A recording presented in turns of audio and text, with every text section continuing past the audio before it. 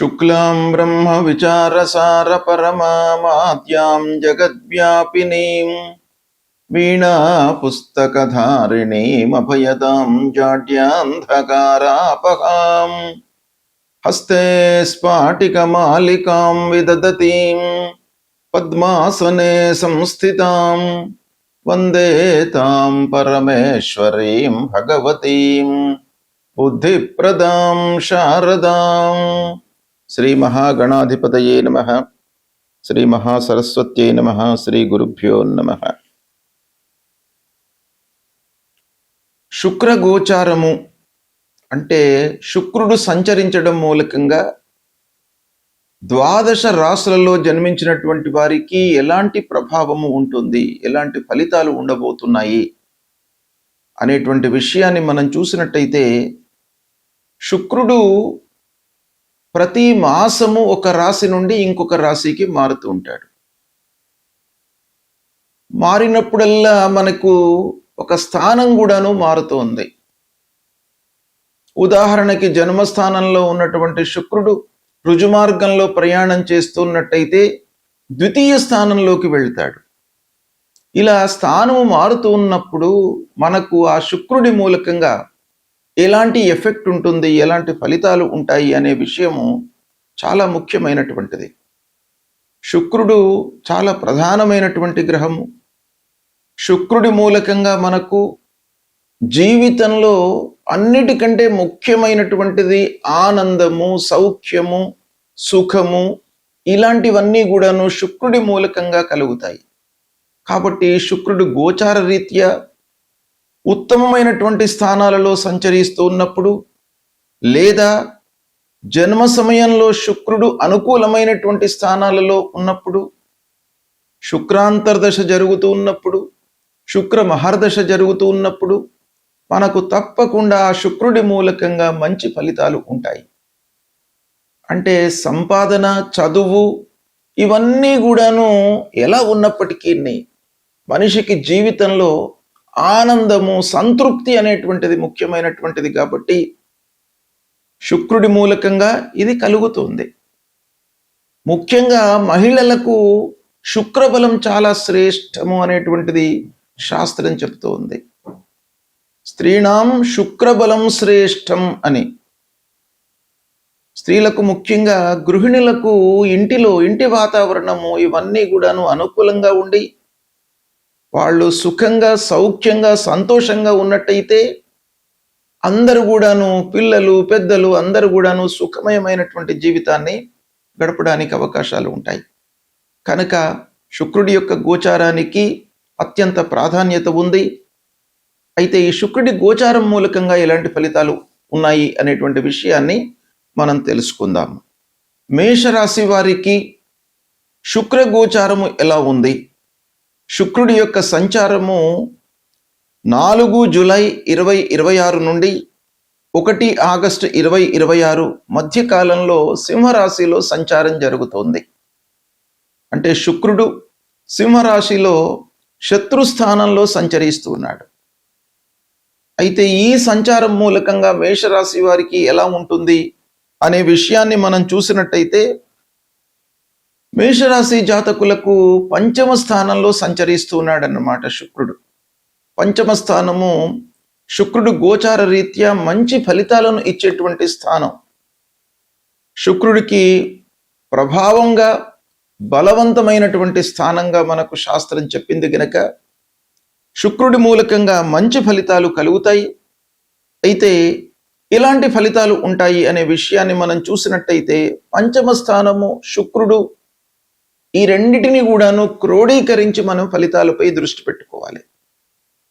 పంచమ స్థానంలో సంచారం గనక పిల్లల విషయంలో మీకు బాగా కలిసి వస్తుంది. వాళ్లతో మీకు సత్సంబంధాలు పెరుగుతాయి. పిల్లల మూలకంగా శుభవార్త, అంటే పిల్లలు ఉద్యోగంలో మంచి స్థాయిలో సెటిల్ కావడము, లేదా విద్యార్థులు మంచి స్థితిలోకి వెళ్ళడము, మంచి సంస్థ లోపల అడ్మిషన్ పొందడము, ఇలాంటివి పిల్లల మూలకంగా మీకు చాలా సంతృప్తిని కలిగించేటువంటి విషయాలు ఈ సమయంలో జరుగుతాయి. ఇక చదువు లోపల కూడాను విద్యార్థులు, ఈ మేషరాశిలో ఉద్భవించినటువంటి విద్యార్థులకు ప్రోగ్రెస్ కనబడుతోంది.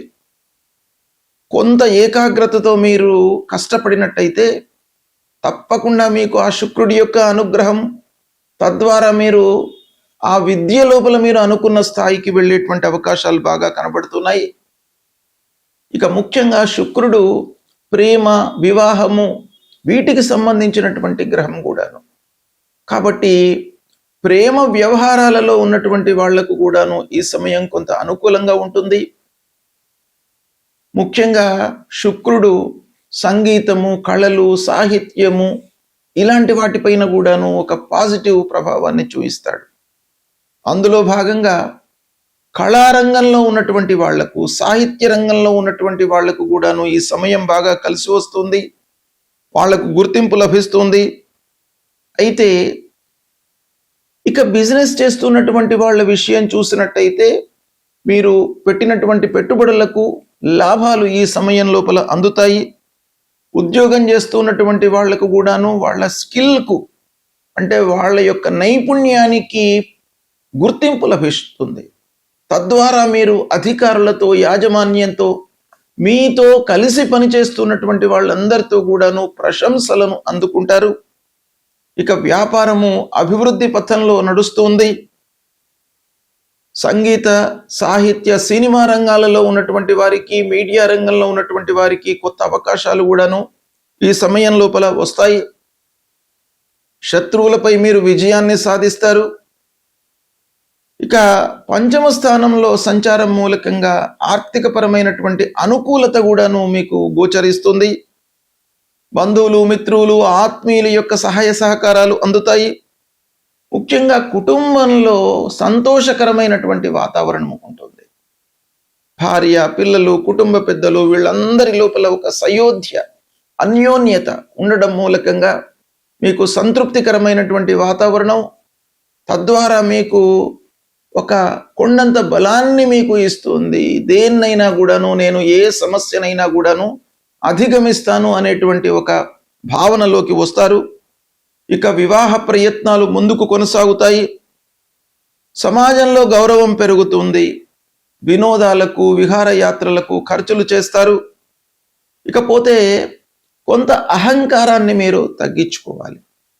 అంటే ఓవర్లుక్ చేయకూడదు. ప్రతి విషయాన్ని కూడాను, ప్రతి వ్యక్తిని కూడాను చులకన భావంతో చూసినట్టయితే కొన్ని ఇబ్బందులను ఎదుర్కొనేటువంటి అవకాశము ఇక్కడ ఉంటుంది.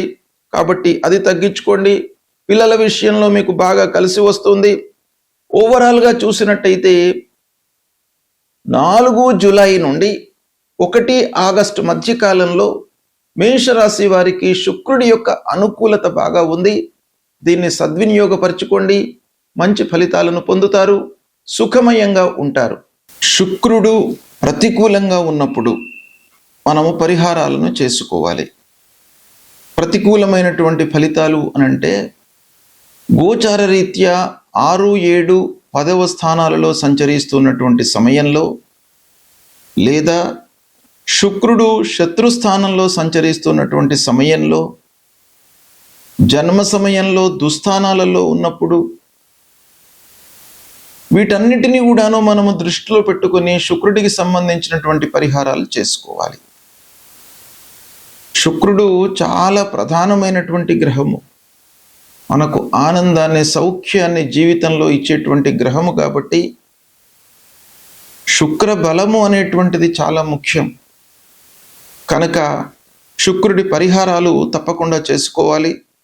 ఏం చేయాలి శుక్రుడి కొరకై, ఆ శుక్రుడి యొక్క అనుగ్రహాన్ని పొందడానికి అనేటువంటి విషయాన్ని మనం చూసినట్టయితే, ప్రతి శుక్రవారం కూడాను మహాలక్ష్మి అమ్మవారిని మీరు పూజించండి.